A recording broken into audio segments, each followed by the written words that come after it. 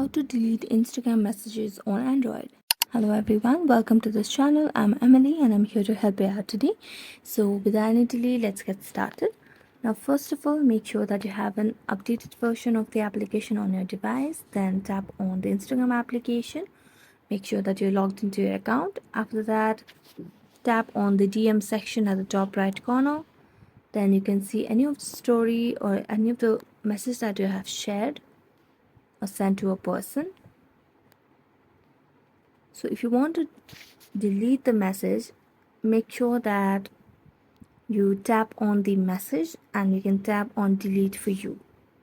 So this option is available of deleting messages for you when you get the message from the other person. But if you're sending the message and you want to delete this message over here, then you can just tap on the message and you can see the option of unsend.